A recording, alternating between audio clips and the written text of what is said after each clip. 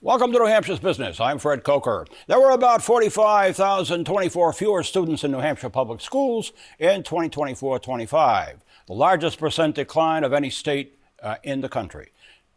Now, the school districts in Claremont, Concord, Rochester, Manchester, and others are facing formidable effects of lower enrollments plus cuts or caps on budgets at a time when costs of everything are up. So with me in the studio are leaders of Manchester's Public School District, Superintendent Jennifer Camille and Executive Director of Finance, Karen DeFrancis. Welcome, nice to have you here. Thank you for having us. So here are the Manchester school budgets. Let's put them up on the screen.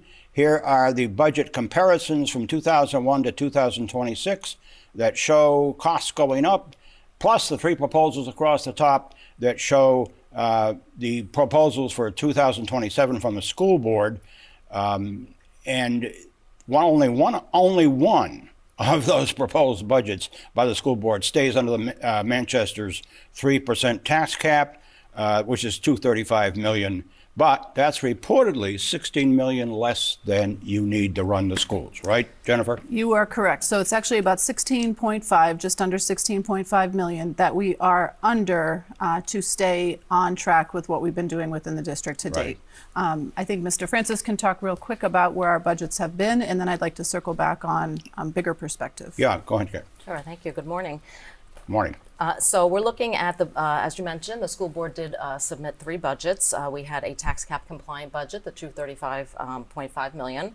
We also submitted a baseline budget, which is basically what we need in the district in order to keep all of our staffing and programming at $251.4 million.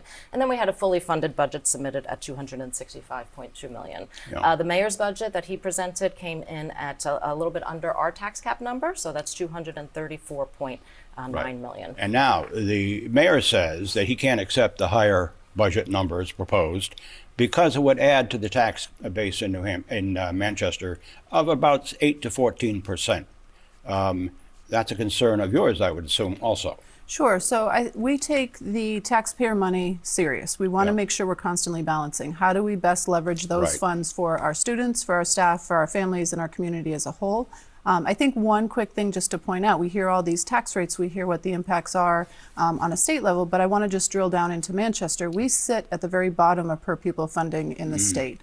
We've run our numbers, and to even get to be average, we would need $45 to $50 million just to get to be average with per pupil spending. So I think when we're looking at all these numbers and we're trying to understand why Manchester's seeing a little bit of stress, we're way, way, way bottom on that list. Okay. Here are the cuts that you say that might take place with that $16 million cut. And by the way, also $10 million cut from the state from adequacy aid, which is sitting out there.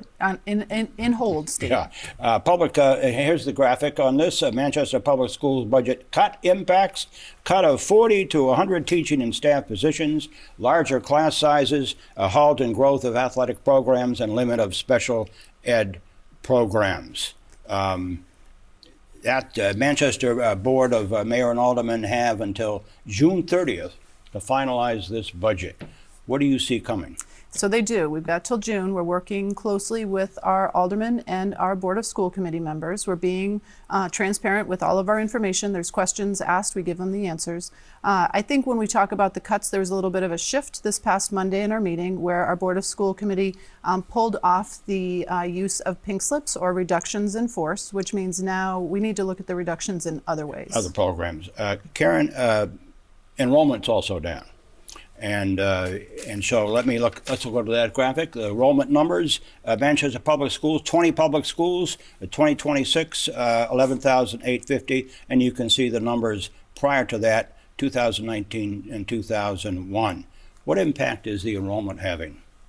So our enrollment impacts our adequacy aid, which is the state formula that we bring revenue into the district. So the lower our enrollment, the less money we bring into the district. More recently, our enrollment has leveled. We are seeing, although we saw a slight decrease this past year, we did see an increase in our special education students. Okay. Karen DeFrancis, thank you. And Jennifer Camille, I did that right? You got it. Superintendent of Schools in Manchester. And Karen, you're the Executive Director of Finance. Thank you for being on New Hampshire's Business. If you missed part of this briefing, you can go to WMUR.com, where it will be posted all this week.